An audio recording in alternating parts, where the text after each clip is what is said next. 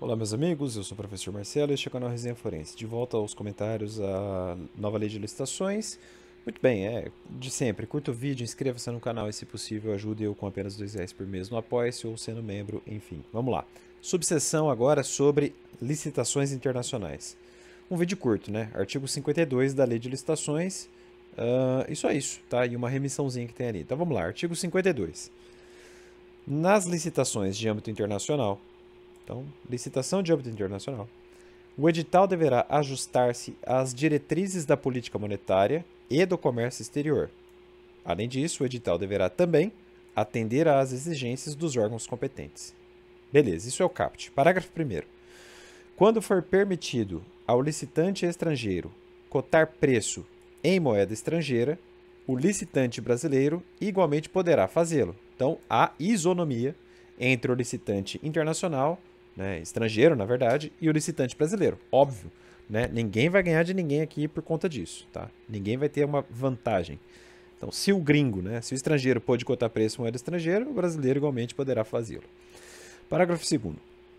O pagamento feito ao licitante brasileiro eventualmente contratado em virtude de licitação nessas condições, ou seja, cotando o preço na moeda estrangeira, então, se o brasileiro ganhar, o governo, na verdade o Estado, né, o órgão licitante ou entidade, vai pagar na moeda nacional, vai pagar em reais. Converte e paga em reais. Tá?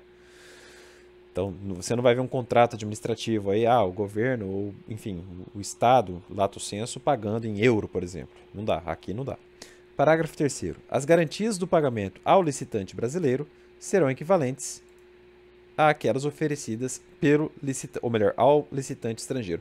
Então, se você tiver o vademecum, já faz um traço no parágrafo 1º e no parágrafo 3º. Tá? Sabe por quê? Porque os dois funcionam aí como critério de isonomia. Né? Os dois dizem, olha, tem que ter isonomia entre o estrangeiro e o brasileiro. Parágrafo 4º. Os gravames incidentes sobre os preços constarão do edital. Então, tudo certinho, tem que estar no edital. E serão definidos a partir das estimativas, né? Ou médias também dos tributos. Beleza? Parágrafo 5º. As propostas de todos os licitantes estarão sujeitas às mesmas regras e condições na forma estabelecida no edital. Beleza? Isonomia de novo.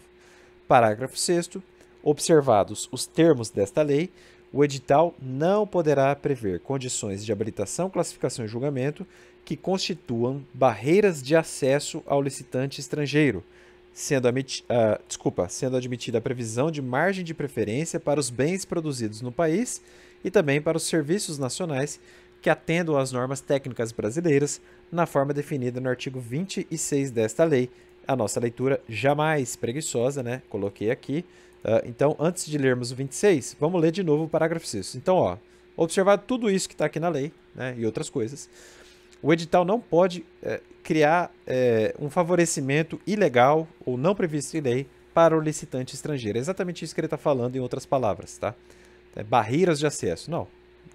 Há uma isonomia entre o licitante brasileiro e o licitante estrangeiro.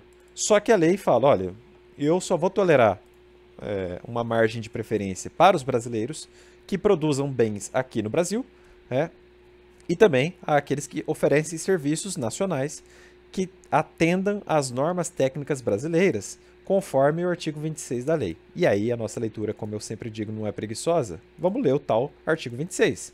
Eu sei que a gente já fez isso, mas não custa repetir, né? Então, artigo 26. No processo de licitação, poderá ser estabelecida margem de preferência para bens manufaturados e serviços nacionais, olha aí, que atendam a normas técnicas brasileiras. Número 2, bens reciclados, recicláveis ou biodegradáveis, conforme o regulamento. Parágrafo 1º. Essa margem de preferência, número 1, será definida em decisão fundamentada do Executivo Federal, então vai ter um regulamento, um decreto, tá? No caso desse inciso 1º. Marcela, você vai comentá-lo? Não, porque já seria entrar demais aqui, tá? Inciso 2º. Poderá ser de até 10% sobre o preço dos bens e serviços que não se enquadrem no disposto nos incisos 1 e 2, que a gente acabou de ler. Terceiro, fala do Mercosul, né? A gente já leu isso uma vez, não interessa aqui agora. O parágrafo 2º importa. Para os bens manufaturados nacionais e serviços nacionais resultantes de desenvolvimento e inovação tecnológica do país, definidos naquele regulamento do Executivo Federal, essa margem de preferência poderá ser de até 20%, de 10 para 20%. Tá? Então, realmente é um critério aí de favorecimento, digamos assim, mas lícito. Né? A lei autoriza e isso é constitucional. Parágrafo 5º, a margem de preferência não se aplica aos bens manufaturados nacionais e aos serviços nacionais se a capacidade de produção desses bens ou de prestação desses serviços no país for inferior, número 1, à quantidade a ser adquirida ou contratada ou aos quantitativos fixados em razão do parcelamento do objeto, quando for o caso. Então, aí também, né, não seria razoável. Parágrafo 6º.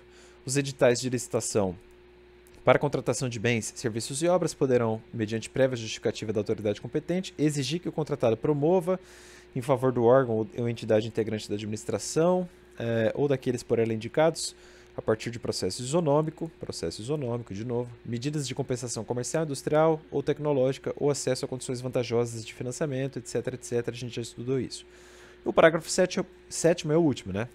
Nas contratações destinadas à implantação, manutenção e aperfeiçoamento dos sistemas de tecnologia e de informação e comunicação considerados estratégicos em regulamento de novo do Executivo Federal, a licitação poderá ser restrita aos bens e serviços com tecnologia desenvolvida no país, né? Você estimula a inovação tecnológica brasileira, estimula royalties, etc.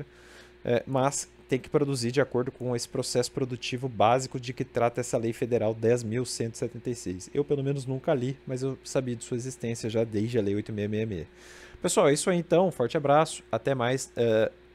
E é isso aí. Avante. Tchau, tchau.